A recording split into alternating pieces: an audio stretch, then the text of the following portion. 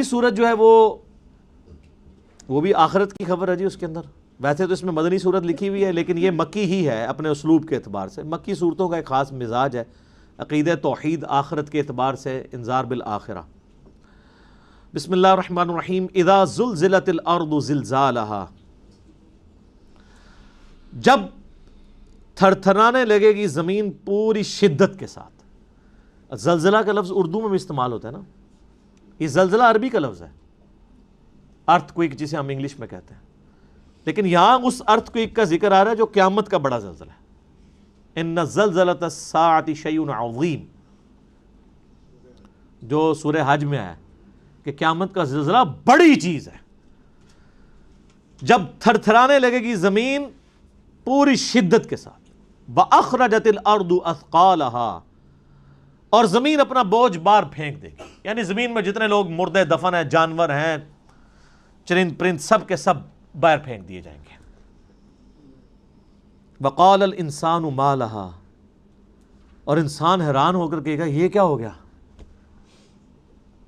یعنی جن لوگوں کو امید ہی نہیں تھی کہ یار آخرت میں جواب دہی ہونی ہے, اس کے تو طوطے اڑیں گے.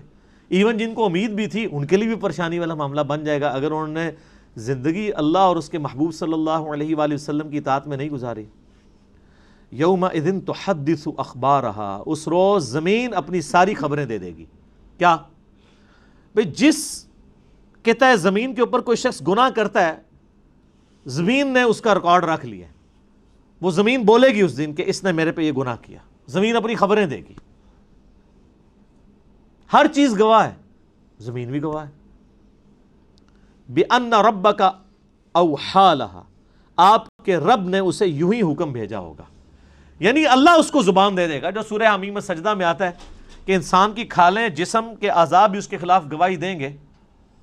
تو انسان پھر کہے گا کہ تم لوگ میرے خلاف گواہی دے رہے ہو, تمہیں کس نے زبان دی؟ تو پھر یہ ساری چیزیں کہیں گی کہ ہمیں اس نے زبان دی جس نے ہر ایک چیز کو زبان دی ہوئی ہے. دنیا میں ڈورمنٹ پوزیشن میں, آخرت میں ہر چیز کو زبان لگ جائے گی. یومئذ یصدر الناس اشتاتا, اس روز پلٹ کر آئیں گے لوگ گروہ در گروہ.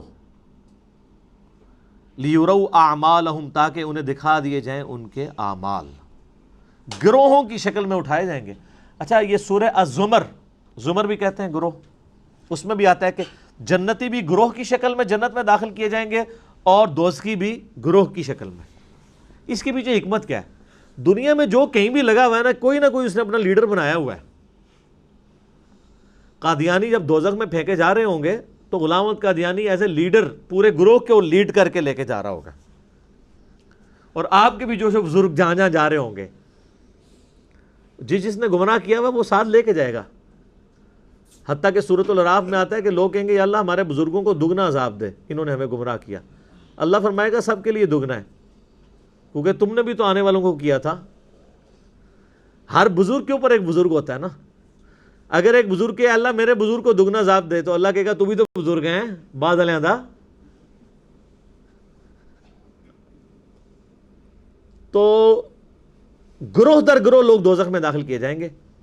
اور سورہ زمر میں آتا ہے جنت میں بھی لوگ گروہ در گروہ جا رہے ہوں گے. ظاہر ہے دنیا میں جن لوگوں نے سچائی کی آواز بلند کی ہے اور لوگ ان کے ساتھ لگے ہیں, اور اس کی وجہ سے اللہ تعالیٰ نے ان کے لیے جنت کا راستہ آسان کیا ہے, تو ایسے لوگ قیامت والے دن اپنے ساتھ جو لوگ اٹیچ ہیں ان کو لیڈ کر رہے ہوں گے. وہ جس کو وہ ڈاکٹر طالب تقدی صاحب کہتے ہیں آگے آگے پیر ہوں گے, پیچھے پیچھے مرید ہوں گے. ٹھیک ہے, یہ تو آگے آگے پتہ چلے گا نا کہ وہ جا رہے کدھر ہوں گے. تو اللہ تعالیٰ نے تو دونوں طرح کے گروہ بتائے ہیں, دوزخ میں بھی گروہ در گروہ جائیں گے اور جنت میں بھی گروہ در گروہ. یہاں صرف دوزخیوں کا ذکر ہے. سورہ الزمر میں آخری رکوع, اس پہ میرا پورا ڈیٹیل لیکچر ہے, مسئلہ 146, جس میں نے بتایا کہ جنتی بھی گروہ در گروہ جائیں گے اور جہنمی بھی گروہ در گروہ. فَمَن يَعْمَلْ مِثْقَالَ ذَرَّةٍ خَيْرًا يَرَهُ, تو جس نے دنیا میں ذرے کے برابر بھی خیر کی ہوگی. یہ یعنی آپ اردو میں ذرہ باریک سے باریک چیز کے لیے استعمال ہوتا ہے. عربی زبان کے اندر جو چیونٹی کا جو انڈا ہوتا ہے نا جی, وہ بالکل باریک سا ہوتا ہے, اس کے لیے ذرے کا لفظ استعمال کیا جاتا ہے. اتنی بھی اگر کسی نے نیکی کی ہوگی وہ دیکھ لے گا. جو سورہ لقمان میں آتا ہے کہ حضرت لقمان اپنے بیٹے کو نصیحت کرتے ہوئے کہتے ہیں نا کہ اگر تو نے کسی پہاڑ کی کھو میں یا آسمانوں میں بھی کوئی گناہ کیا تو قیامت دن اللہ تعالیٰ تیرے سامنے لے آئے گا. کسی غار میں چھپ کے بھی کیا یا آسمانوں میں کیا.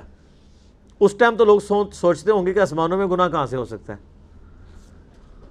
آسمان میں کون گناہ کرے گا؟ آسمان میں تو فرشتے ہیں، فرشتے تو گناہ نہیں کرتے. آج آسمانوں میں گناہ ہو رہے ہیں نا.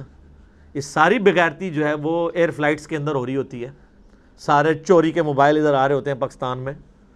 باقی جو ایئر ہوسٹس اور پائلٹس کر رہے ہوتے ہیں، جو زمین پہ ڈاکٹر اور نرسیں کر رہی ہوتی ہیں. تو آسمانوں میں تو گناہ ہو رہے ہیں آج کل، خوب ہو رہے ہیں. تو جس نے ذرے کے برابر نیکی کی وہ نیکی ضائع نہیں ہوگی، اس کے سامنے رکھ دی جائے گی کہ سر یہ آپ نے کیا تھا. فرشتے سامنے نام اعمال لے کے آئیں گے. لیکن دوسرا پہلو بھی ہے بڑا خطرناک، وَمَن يَعْمَلْ مِثْقَالَ ذَرَّةٍ شَرًّا يَرَهُ. جس نے ذرے کے برابر بھی شر کیا ہوا وہ بھی دیکھ لے گا. یہاں لوگ کہتے ہیں وہ جناب وہ ایویں سرسری حساب کتاب ہونا ہے. اللہ تعالیٰ ساڑی نیکیاں چاہیے نے کوئی تو اور کیا چاہیے ہے؟ تھوڑی بدماشیاں چاہیے نے. اللہ کو نہیں چاہیے، آپ کو چاہیے اپنے لیے. اور ظاہر ہے وہ اللہ کو بھی چاہیے، کیونکہ اللہ تو چاہتا ہے کہ میرے بندے جنت میں جائیں. اللہ تو نہیں چاہتا میرے بندے دوزخ میں جائیں. اسی لیے تو اس نے انبیاء کو بھیجا، کتابوں کو بھیجا تاکہ لوگ بچ جائیں.